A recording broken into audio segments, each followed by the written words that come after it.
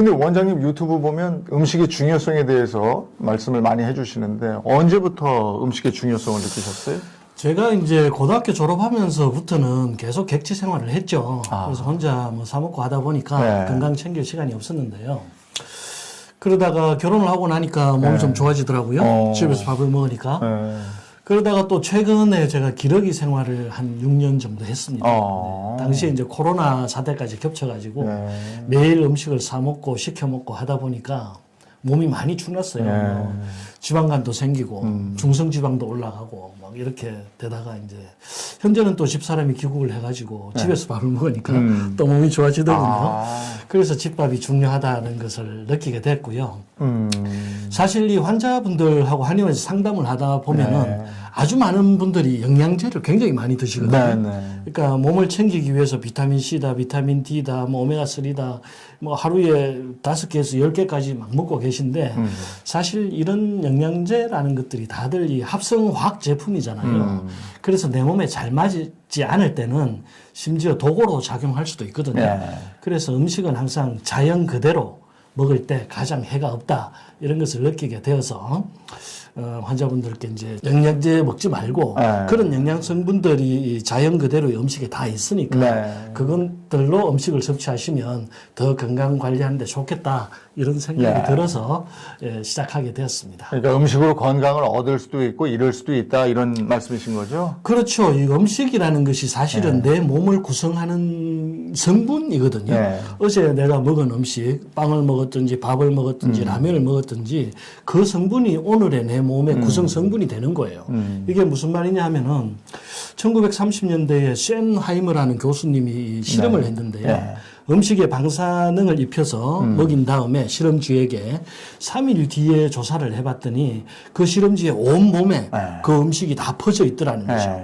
그러니까 원래 있던 산소 분자, 수소 분자는 빠져나가고 어제 먹은 라면, 빵에 있던 수소 분자, 산소 분자가 들어와 있더라는 거예요. 그 우리 몸은 그렇게 끊임없이 변한다는 거예요. 그래서 내가 뭘 먹었냐, 술을 먹었냐, 담배를 폈냐, 하고 나면 다음날 술과 담배가 내 몸의 구성성분이 되는 것이고 과일을 먹고 야채 먹고 나면 그 구성성분이 내 몸을 만들고 있는 거죠. 그래서 뭘 먹느냐가 가장 중요한 겁니다. 그러면 한의원에 환자들이 오면은 뭐 한약재 처방뿐이 아니고 음식 처방도 해주시고 이럽니까? 그렇죠. 당연히 해야 되는 것이거든요. 치료라는 것이 단순히 침하고 약만으로는 될 수가 없습니다.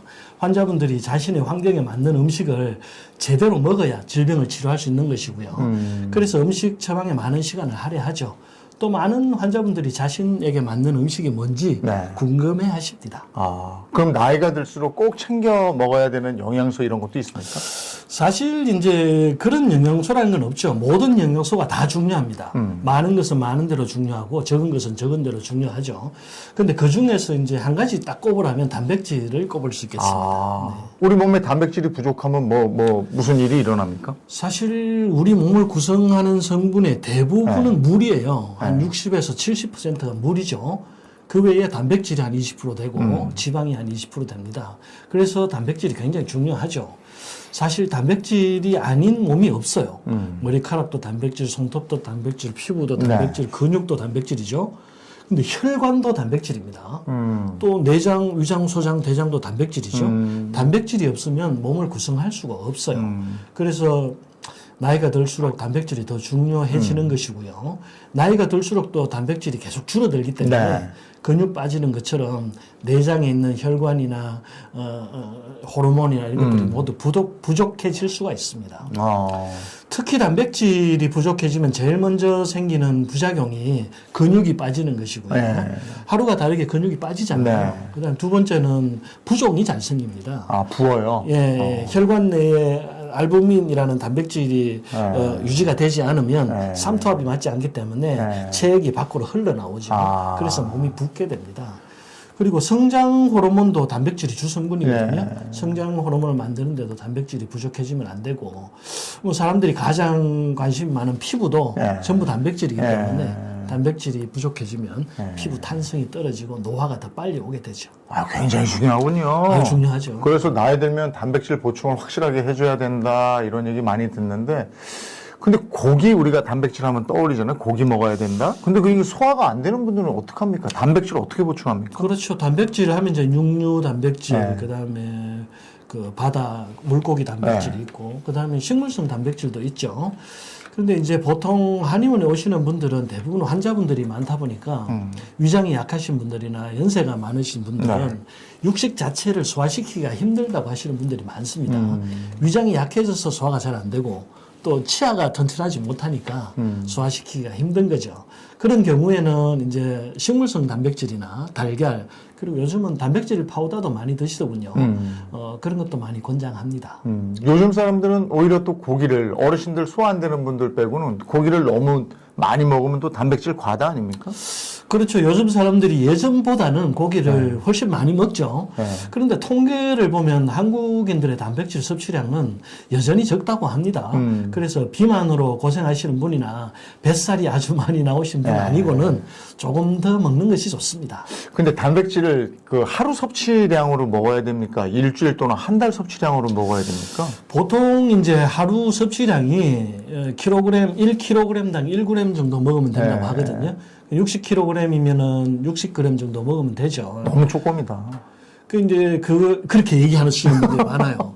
우리 하루 먹을 때 좀 푸짐하게 먹어요. 그런데 그 60g이라는 게 소고기 200g이 넘어야 소고기를 우리가 스테이크를 먹잖아요. 그게 다 단백질이 아니거든요. 아, 그래요? 그 중에 일부만 단백질이기 때문에 60g을 채우려면 200g 이상을 먹어야 돼요. 아, 그런 거예요? 하루에 200g씩 소고기 먹으려면 쉽지 않잖아요. 그러네. 네네. 그러면 우리가 이제 흔히 또 얘기하는 게 단백질 섭취가 달걀인데 네네. 달걀은 그럼 몇 알 정도 먹으면 돼요? 달걀이 보통 한 알에 7g 정도 단백질이 들어있거든요. 네. 그래서 하루 권장량을 먹으려면 한 9개, 10개를 먹어야 되죠. 그거 너무 많은 거 아닙니까? 너무 많죠. 네. 그래서 달걀로 단백질 보충하실 때는 네. 2-3개 정도만 보충하시고요. 네. 나머지는 이제 뭐 콩 단백질이라든지 우리가 밥을 먹어도 밥에도 조금씩 단백질이 들어있고 여러 가지 반찬에도 다 들어있기 때문에 그냥 골고루 섭취하시는 것이 좋죠.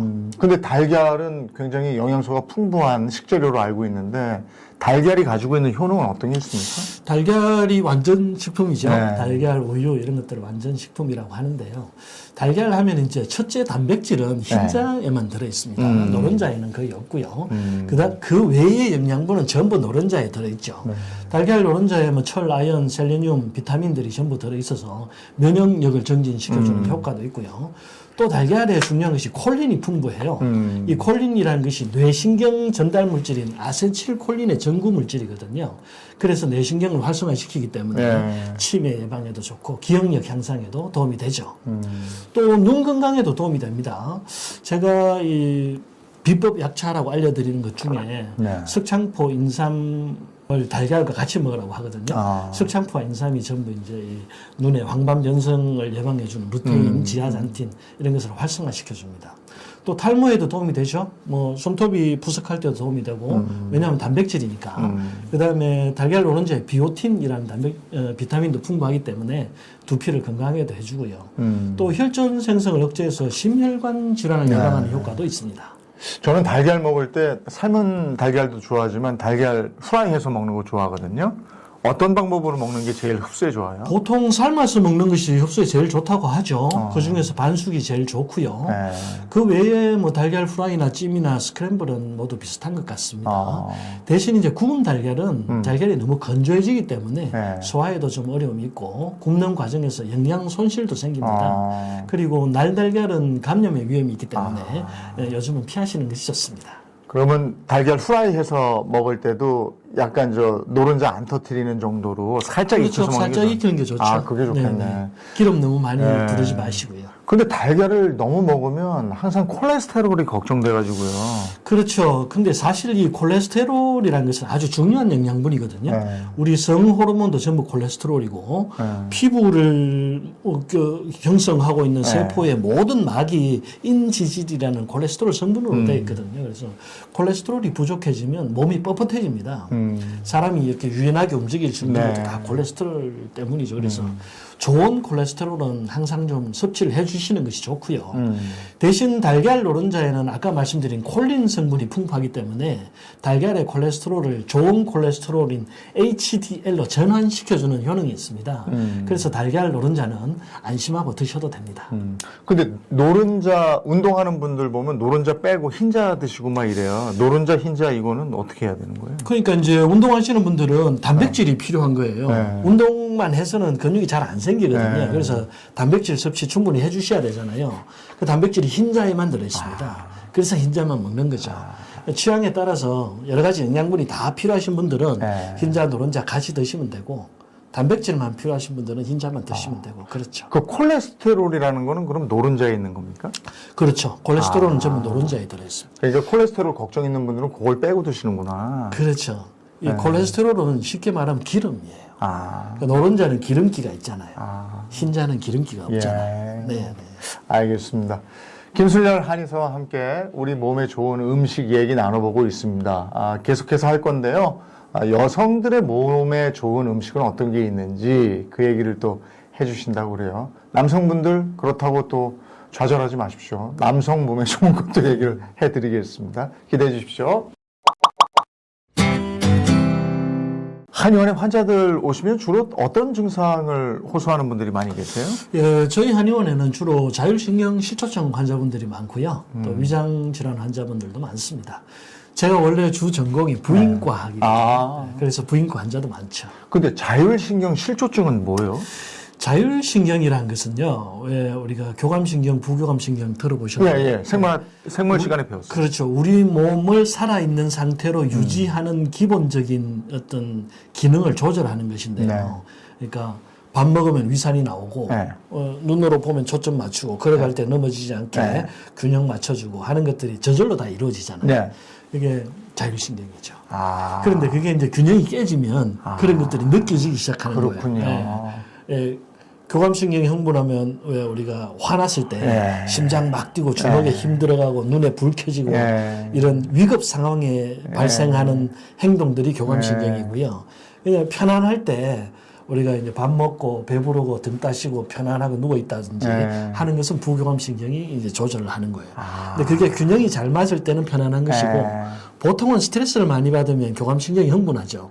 그래서 늘 흥분되어 있는 상태로 얼굴에 열 올라와서 상기감, 두통, 불면증, 막 심장 두근거리고 불안하고 이런 것들이 교감신경 흥분증이거든요. 저게 갱년기 나타나는 증상들이네. 그렇죠. 폐경 이후에. 그렇죠. 여성들. 갱년기에도 똑같은 증상이 나타납니다.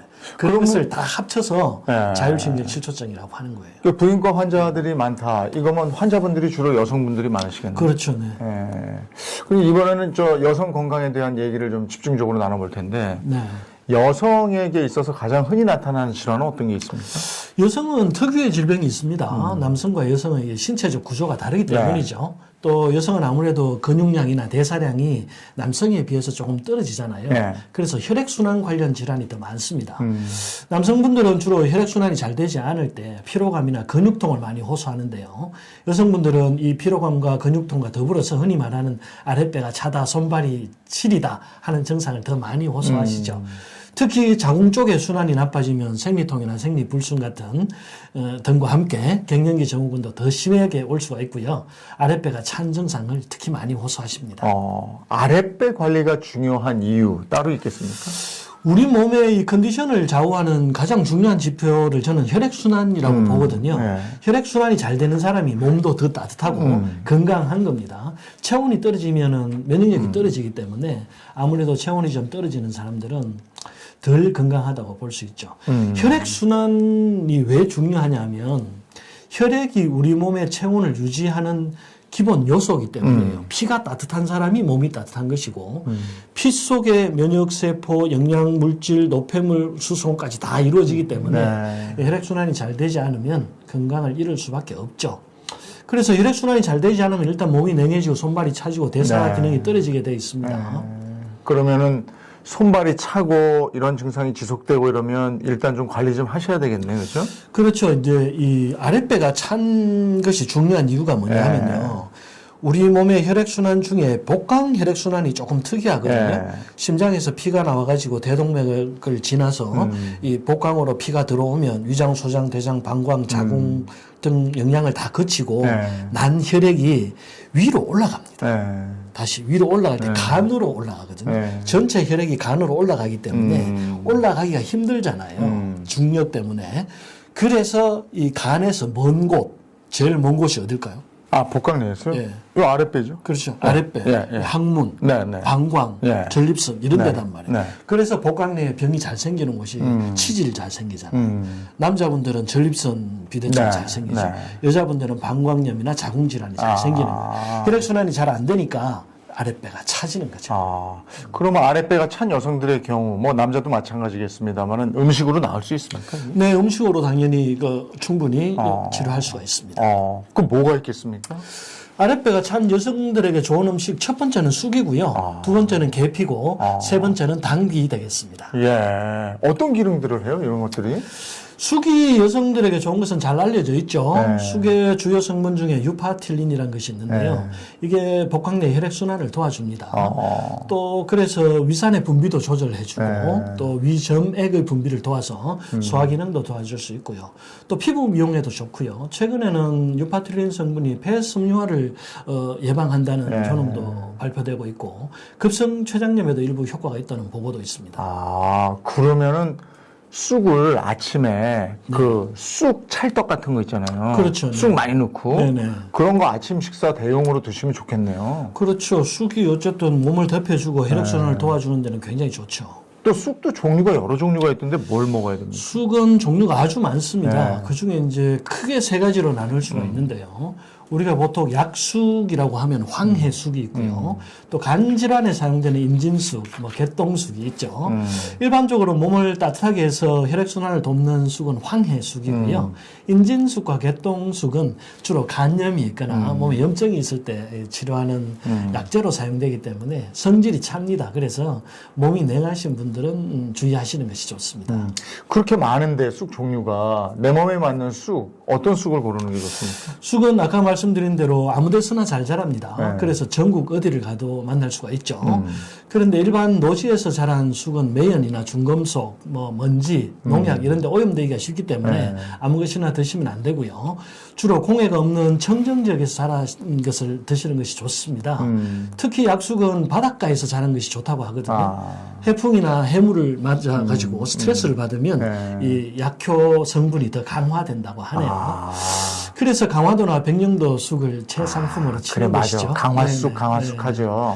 강화쑥을 찾아보면 또 이름이 다른 게 나와요. 싸조아리 쑥도 있고 뭐 사자발 쑥도 있는데요.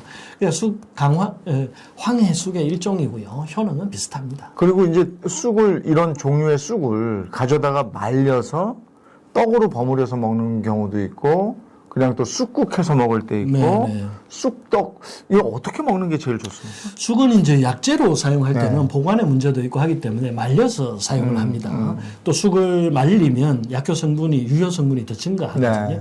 그래서 말려서 쓰게 되고 그냥 집에서 일반적으로 음식으로 먹을 때는 봄에 채취해서 신선하게 국으로 먹기도 하고 나물로 먹어도 좋고 떡으로 만들어 먹어도 좋습니다. 어쨌든 드시는 게 좋다. 네, 혈액순환을 도와가지고 아랫배를 따뜻하게 할 목적이면 또 차로 만들어 드시면 더 좋고요. 쑥 말씀해 주셨고 그다음에 아까 계피 말씀해 주셨어요. 계피는 어떤 효과가 있어요? 계피는 우리가 일반적으로 혈액순환을 돕는 약재 중에 가장 강력하고 유명한 약재 중 하나죠. 전신의 혈관을 확장해서 혈액순환을 돕는 데 제일 좋은 약재 중에 하나입니다. 계피는 뭐 꼭 어떻게 먹어야 뭐 여성분들한테 좋다 이런 어떻게 먹으라는 지침이 있습니까? 보통 이제 여자분들 자궁이 좋지 않을 때 이 계지복령환이라는 한약재를 처방하는데요. 그 처방의 주 성분이 계피입니다. 여성이 자궁에 의혈이 있을 때 그것을 이제 제거해주는 작용을 하고 혈액순환을 잘 시켜주기 때문에 냉이 심하거나 자궁 건종이 있거나 뭐 자궁 내막증이 있는 분들에게 자주 사용되는 약재 중 하나죠. 또 계피는 혈당을 내려주는 효과도 크기 때문에 당뇨병 환자에도 좋습니다. 또 남자분들 정력이 약할 때 사용되는 처방에도 계피가 빠지지 않는 경우가 많습니다. 그렇습니까? 네네. 그리고 또 하나, 집에 벌레가 많이 들어올 때 네. 통계피를 곳곳에다 이렇게 놔주면 벌레가 도망가더라고요. 그렇죠. 계피가 냄새가 향이 강하잖아요. 네. 근데 벌레들이 그런 향을 싫어하는 경우가 많습니다. 아, 사실 한약재들이 대부분 방향성 성분이 많이 들어있거든요. 예. 냄새가 강한 것들이 많습니다. 예. 그런 방향성 성분들이 되게 항산화 작용을 하는 경우가 더 많습니다. 그런 것들이 대부분 항염증, 뭐 항바이러스, 항균 작용들이 다 강하죠. 자, 쑥하고 계피 제안해 주셨고, 그 다음에 아까 당귀 말씀하셨어요? 네네. 네. 당귀는 이 여성을 위한 산삼이라고도 불립니다. 그래요? 예. 주로 이 혈액을 보호해주는 보혈 작용이 강한 약재죠. 우리가 여성 한약재 중에 보약 중에 가장 기본적인 것이 사물탕인데요. 그 사물탕의 주재료가 당귀이기도 하고요. 당귀는 또 자궁 수축을 돕고 어혈을 제거하는 작용이 있습니다. 그래서 출산 전에 당귀와 청궁이라는 약재를 섞어서 먹게 되면 순산한다는 불수산이라는 처방이 있고요. 옛날에는 굉장히 많이 먹었는데 요즘은 다들 병원에서 입원을 해서 아이를 낳다 보니까 먹을 기회가 좀 줄어들었죠. 또 출산 후에 남은 어혈을 제거하는데도 당귀를 굉장히 많이 사용합니다. 그리고 저는 당귀를, 저 산을 좋아하니까, 그 당귀차를 산에 가면 산장 같은 데서 끓여줘요. 향도 좋고 참 좋더라고요. 아까 그 한의원 냄새 중에 하나가 당귀 냄새가 많습니다. 저 좋아요, 저는. 네네. 그 당귀는 그렇게, 향이 그럼 굉장히 차로 좋죠. 마시면 되는 겁니까? 그렇죠. 지금까지 말씀드린 쑥이나 계피, 당귀를 각각 차로 마셔도 좋고요. 또 아랫배를 따뜻하게 하기 위해서 혈액순환을 돕기 위해서 세 가지를 한꺼번에 달여서 드셔도 좋거든요. 그것을 약숙, 계피, 당귀차라고 합니다. 좋다고 저것도 너무 많이 먹으면 안 되는 거죠. 그렇죠. 이 차를 드실 때 제일 주의하셔야 할 것이 뭔가 내가 이것으로 내 병을 치료해야겠다는 목적을 가지고 한꺼번에 과량 섭취하는 것을 무조건 피해 주셔야 됩니다. 내 몸의 질병을 예방하기 위해서 먹는 것을 차로 하시는 것이 좋고요. 그때는 항상 최대한 묽게 최대한 적은 양으로 꾸준히 복용하시는 것을 권합니다. 겨울에 차들, 따끈한 차들 많이 마시게 되는데, 원장님께서 특별히 겨울에 요 차는 거르지 말고 좀 드시면 좋습니다 하는 건 뭐가 있습니까? 겨울에는 생강차가 제일 좋죠. 이 사람이 살려면 36.5도라는 체온을 항상 유지해야 되거든요. 인간의 숙명이죠. 항온동물이니까. 그래서 몸에 열을 조금 내주는 것이 좋은데요. 겨울에는 에너지 소모가 더 많으니까 따뜻한 생강차 드시면 혈액순환도 잘 되고 몸도 따뜻해지고 몸이 따뜻해지면 면역력도 좋아집니다. 네.